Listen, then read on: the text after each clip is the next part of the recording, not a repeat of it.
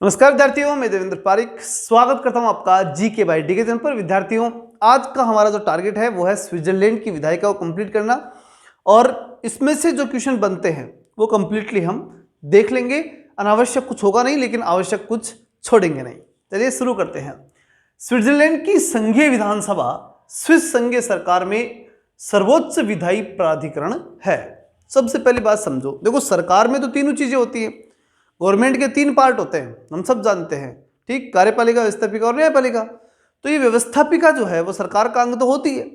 तो यहां पर जो स्विट्जरलैंड के अंदर जो विधायिका है वो कुछ कुछ ब्रिटेन की तरह है। जैसे ब्रिटेन की संसद सर्वोच्च है, लगभग वैसे ही स्विट्जरलैंड के अंदर स्विस संघीय सरकार जो है उसके अंदर वहां की संघीय विधानसभा वो सर्वोच्च स्थान रखती है, एक विधायी प्राधिकरण के रूप में सर्वोच्च होती है। तो आपको इतना ध्यान रखना है कि वहां की गवर्नमेंट में संघीय विधानसभा टॉप मोस्ट कंडीशन रखती है, बढ़िया स्थिति इसकी पाई जाती है, जैसे कि ब्रिटेन के अंदर वहां की संसद की पाई जाती है। फिर हम बात करें कि इसमें कितने सदन हैं, तो ये द्विसदनीय संसद है जो दो कक्षों से बनी हुई है। और वो दो कक्ष जैसे राष्ट्रीय परिषद, जिसे हम नेशनलाइट कह सकते हैं, और दूसरी राज्यों की परिषद, जिसे हम स्टेट राइट्स कह सकते हैं। तो ये दो सदन हैं जिसे आप सीधा सीधा देख सकते हैं, लोकसभा और राज्यसभा के बारे में। हमारे यहाँ लोकसभा होती है, उसे वहां पर क्या बोल देते हैं, राष्ट्रीय परिषद। और जैसे हमारे यहाँ राज्यसभा होती है वैसे वहां क्या पाई जाती है, राज्यों की परिषद। तो ये दो सदन वहां निश्चित रूप से पाए जाते हैं। अब सबसे पहले हम शुरुआत करेंगे नेशनलाइट की, यानी राष्ट्रीय परिषद की। अब वहां की जो राष्ट्रीय परिषद है उसकी स्थिति किस प्रकार है, यानी वहां की जो लोकसभा है उसकी स्थिति किस प्रकार से है। राष्ट्रीय परिषद संघीय विधानसभा का निचला सदन है। हमारे यहाँ भी लोकसभा निचला सदन होता है, ठीक है। इसमें आनुपातिक प्रतिनिधित्व प्रणाली के माध्यम से स्विस नागरिकों द्वारा सीधे चुने हुए 200 सदस्य शामिल हैं। हमारे यहाँ जो कंडीशन है वो है कि पब्लिक डायरेक्ट चुन के भेजती है, वहां थोड़ा चेंज है। वहां कौन सी पद्धति काम में ली जाती है, आनुपातिक प्रतिनिधित्व प्रणाली काम में ली जाती है। उसके माध्यम से कैंडिडेट चुन करके सदन में भेजे जाते हैं। कितने, 200, ठीक। तो ये 200 संख्या याद रखनी है और आनुपातिक प्रतिनिधित्व प्रणाली याद रखनी है कि जिसके माध्यम से चुन करके वहां कैंडिडेट जाया करते हैं। हमारे यहाँ तो बहुमत प्रणाली है, फर्स्ट पार्ट द पोस्ट, जिसको ज्यादा वोट मिल गए वो चला जाता है। लेकिन वहां कैसे है, आनुपातिक प्रतिनिधित्व प्रणाली, ठीक। फिर हम बात करें कि सदस्य 4 साल के कार्यकाल के लिए कार्य करते हैं। जितने भी सदस्य होते हैं वो सदस्य का कार्यकाल कितना है, 4। हमारे यहाँ 5 साल होता है, लोकसभा कार्यकाल 5 साल है, वहां कितना है, 4 साल। तो ये फैक्ट भी आपको अच्छे से याद रखना है। फिर अधिकांश मामलों में राष्ट्रीय परिषद राज्यों की परिषद से अधिक शक्ति रखती है। राष्ट्रीय परिषद जैसे लोकसभा तो ज्यादा पावरफुल लोकसभा हमारे यहाँ राज्यसभा से, वैसे ही वहां पर भी राष्ट्रीय परिषद ज्यादा पावरफुल है राज्यों की परिषद से। और ये लगभग हर जगह ऐसा ही पाया जाता है। जहां 2 सदन होते हैं वहां जनता द्वारा चुने गए, डायरेक्ट चुने गए लोग ज्यादा पावरफुल होते ही हैं। तो ऐसे करके राष्ट्रीय परिषद जो है उसमें 3-4 फैक्ट आपको याद रखने हैं। पहली चीज, आनुपातिक प्रतिनिधित्व प्रणाली से चुनाव होता है, 200 सदस्य इसमें चुने जाते हैं, इसका कार्यकाल 4 वर्ष का होता है और बाकी सेम है, बाकी कोई चीज नहीं है। 3 चीजें आपको ध्यान में विशेष रूप से यहाँ पर रखनी पड़ेगी। आगे हम देखते हैं राज्यों की परिषद। अब राज्यों की परिषद की हम बात करें तो सबसे पहली बात, राज्यों की परिषद संघीय विधानसभा का उपरिसदन है। तो अब हम बात करते हैं राज्यों की परिषद। राज्यों की परिषद में क्या कि राज्यों की परिषद संघीय विधानसभा का ऊपरी सदन है। वही बात जैसे हमारे राज्यसभा उच्च सदन होता है, वैसे ये क्या है, उच्च सदन है, जिसे क्या बोलते हैं, राज्यों की परिषद। बात सेम है। अब इस सदन में सदस्य कितने होते हैं, तो इसमें सदस्य होते हैं 46। कैसे आते हैं, तो प्रत्येक कैंटन से तो 2 आते हैं, हर कैंटन से 2-2 कंडीशन, 2-2 कैंडिडेट चल के जाते हैं। और दूसरा, आधे कैंटन से 1, और जो हाफ कैंटन है, फुल कैंटन नहीं है, वहां से 1-1 कैंडिडेट जाएगा। तो सीधी बात है, पूरा कैंटन है वहां से 2 चले जाएंगे, और हाफ कैंट है वहां से 1 चला जाएगा। और वहां पर फुल कैंट और हाफ कैंट की व्यवस्था पाई जाती है, जो हम आगे पढ़ लेंगे उसके संदर्भ में। यहां इतना ध्यान रखना आपको कि टोटल संख्या कितनी जाती है, 46 सदस्य यहां से जाया करते हैं। आगे हम देखते हैं सदस्यों को उनसे संबंधित कैंटोनल सांसदों द्वारा चुना जाता है। मतलब वहां अब बात यह आती है कि भाई चुना कैसे जाता है इनको। तो एक शब्द याद रखना आपको यहां पर, कैंटोनल सांसद। कैंटोनल सांसद जो है उन सांसदों द्वारा, यानी एक मेंबर होते हैं ये, और ये वोट करते हैं और इन लोगों को यहाँ पहुँचाते हैं 46 लोगों को। जैसे हमारे यहाँ क्या होता है, विधानसभा होती है ना, और विधानसभा में से कैंडिडेट चुन करके और राज्यसभा के लिए जाते हैं। ये होता है राजस्थान विधानसभा में 10 सीटें हैं और 10 सीटें राजस्थान के जो विधायक है वो वोट दे करके जीता करके वहाँ भेजते हैं। सेम वैसे ही वहाँ पर क्या होता है, कैंटोनल सांसद हुआ करते हैं और वो सांसद जो होते हैं वो वोट करते हैं और चुन करके वहाँ पर कैंडिडेट भेजते हैं, जिसमें मैंने बता दिया प्रत्येक कैंट से 2 और आधे कैंट से 1 ऐसे कैंडिडेट वहाँ चुन करके जाते हैं। राज्यों की परिषद कैंटन के हितों का प्रतिनिधित्व करती है।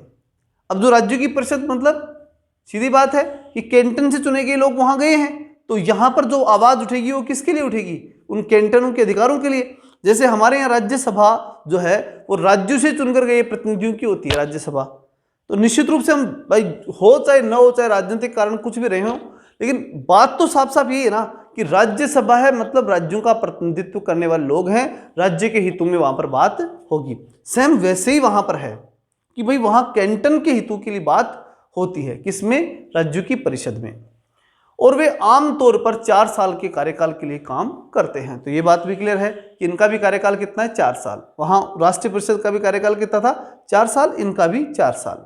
अगली बात है, राज्यों की परिषद कैंटन के हितों का प्रतिनिधित्व करती है और स्विट्जरलैंड के विभिन्न क्षेत्रों के लिए समान प्रतिनिधित्व के एक कक्ष के रूप में कार्य करती है। ये बात हमने स्पष्ट रूप से देख ही लिया कि भाई हर कैंट से 2 जाते जो फुल कैंट है और हाफ कैंट से 1 जाते हैं, मतलब प्रतिनिधित्व जो है वो कैंट वाइज अच्छा खासा हो जाता है, इसमें कोई दिक्कत नहीं है। तो इसमें कौन कौन सी चीजें हैं जो हमें अच्छे से याद रखनी है।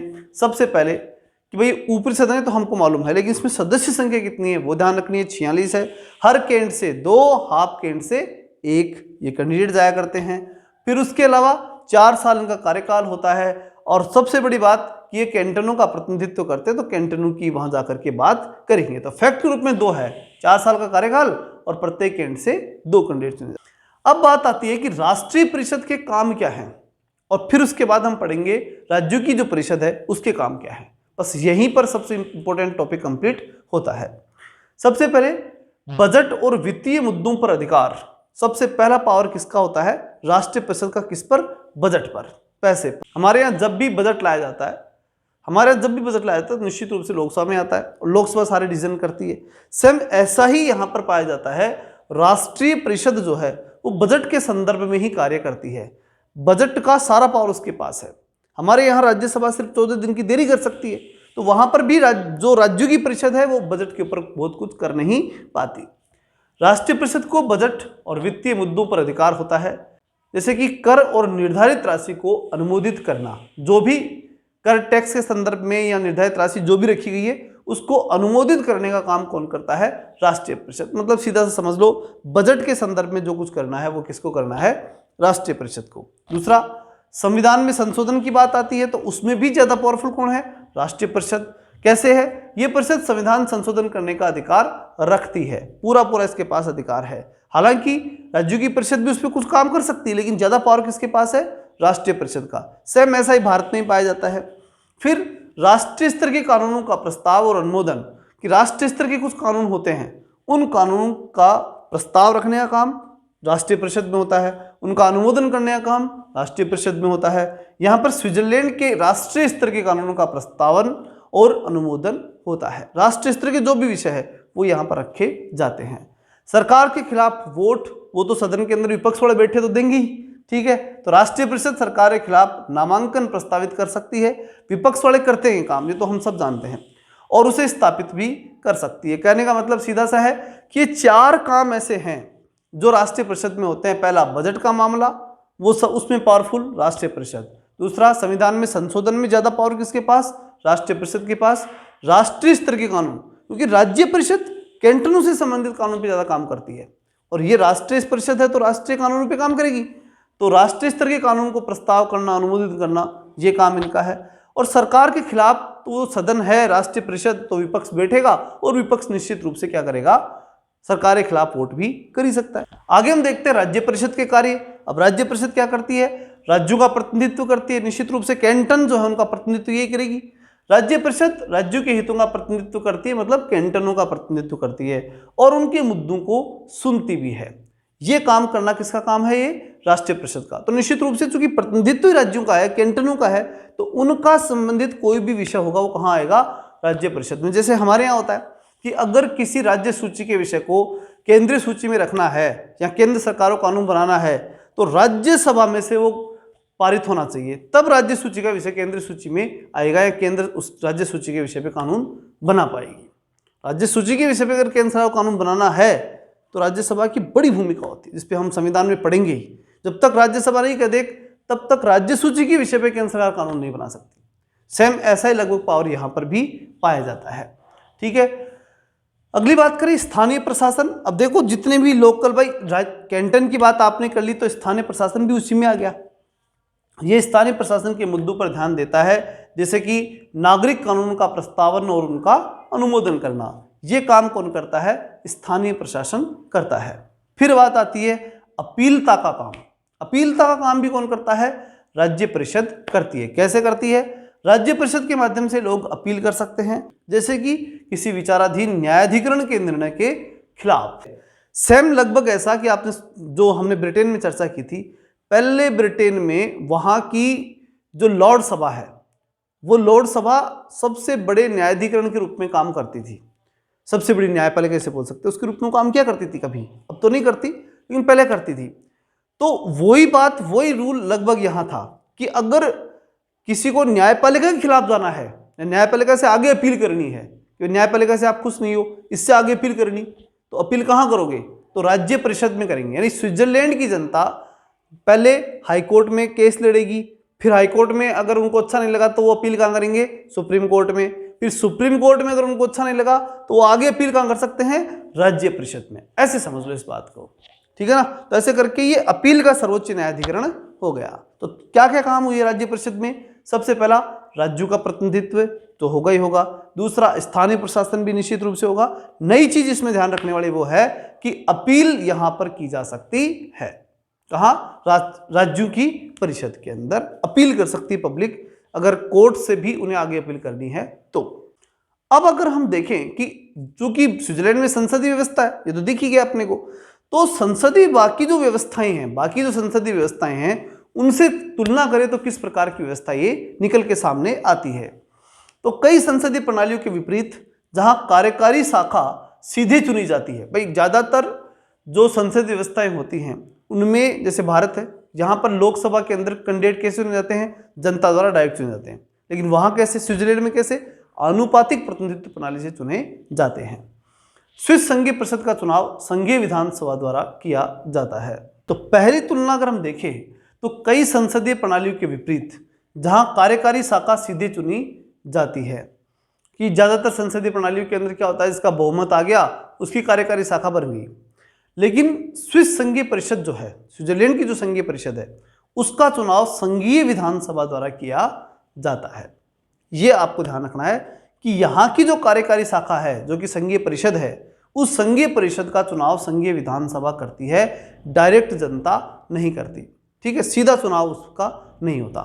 हमारे जो बहुमत ले लिया, जैसे भारत के अंदर चुनाव है, अब चुनाव है तो फिर लोकसभा में जिस पार्टी का बहुमत आएगा उस पार्टी के ही नेता क्या बनेंगे? मंत्री बनेंगे, प्रधानमंत्री बनेंगे, जो जिसे हम बोलते हैं कार्यपालिका, वो बनेगी। लेकिन वहाँ ऐसा नहीं है, वहाँ वोट दे दो, ये तो काम हो गया जनता का।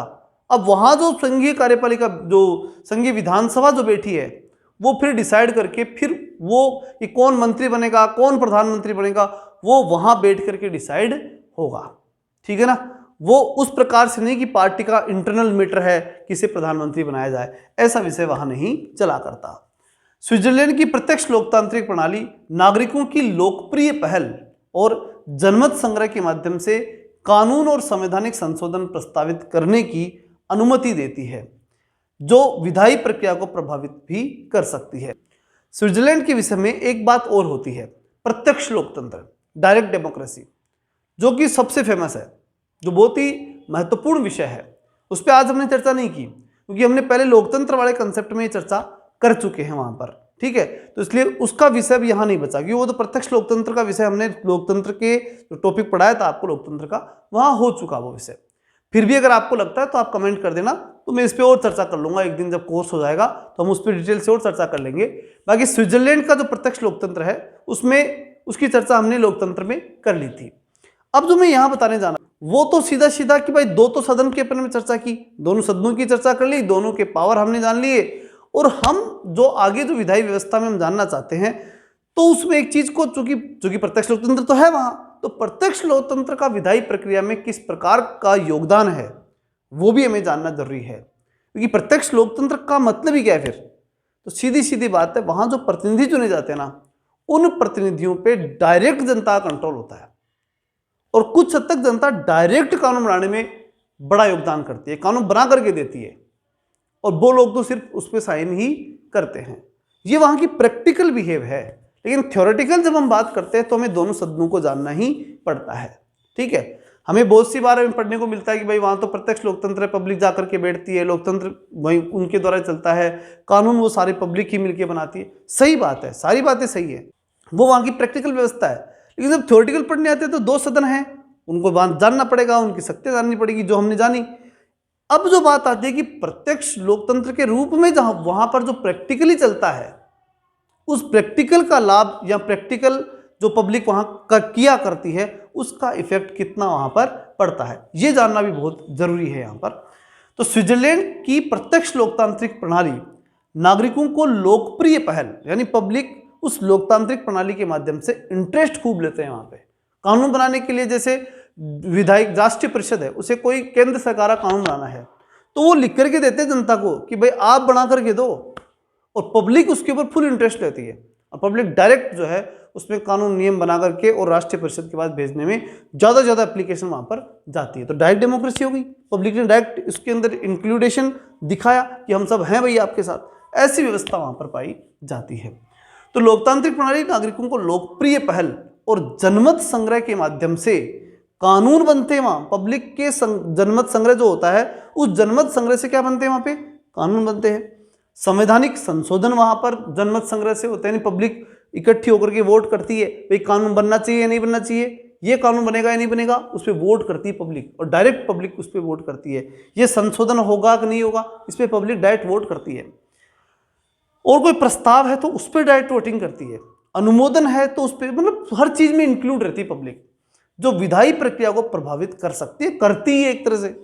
ठीक है, तो ये डायरेक्ट डेमोक्रेसी का एक पार्ट उसके अंदर और हमें ध्यान रखना है। इसमें इतना ध्यान रखना है, डायरेक्ट डेमोक्रेसी की अगर हम बात करें कि प्रत्यक्ष लोकतंत्र कैसे है वहाँ, तो सीधा सा है कि वहाँ कोई कानून बने चाहे संवैधानिक संशोधन हो, उसमें जनता खुद वोटिंग करती है, सीधा सीधा भाग लेती है, और फिर अगर कोई कैंडिडेट उनको नहीं जचता तो वापस उसको बुला भी सकती है। ऐसी व्यवस्थाएं पाई जाती है। ऐसा हमने पहले लोकतंत्र में पढ़ लिया है, और अगर आपको लगता है कि लोकतंत्र में हम नहीं पढ़े, हो सकता है मेरे ध्यान में निकल गया हो, तो फिर अलग से एक वीडियो बना देंगे वहाँ की डायरेक्ट डेमोक्रेसी के ऊपर। ठीक है, बाकी विधायी प्रक्रिया, वहाँ की जो कानून निर्माण की जो प्रक्रिया है, ये कह सकते हैं कि वहाँ की विधायिका, जो कि हमारा मेन टॉपिक चल रहा है विधायिका, अलग अलग देशों की विधायिका ही पढ़ रहे हैं अपन, तो स्विट्जरलैंड की विधायिका के मामले में जो बातें थी वो मैंने कंप्लीटली आपको इसके द्वारा बता दी। ठीक है, तो चलिए मिलते हैं नेक्स्ट वीडियो में और नए टॉपिक के साथ, यानी लगभग विधायिका का मामला कंप्लीट हो गया, शायद फ्रांस बच रहा है तो एक बार देख लेंगे, फ्रांस अगर सिलेबस में है तो वो भी आपको करवा देंगे, और फिर उसके बाद हम कार्यपालिका की तरफ चलेंगे। चलिए मिलते हैं नेक्स्ट वीडियो में, तब तक के लिए जय हिंद, जय भारत।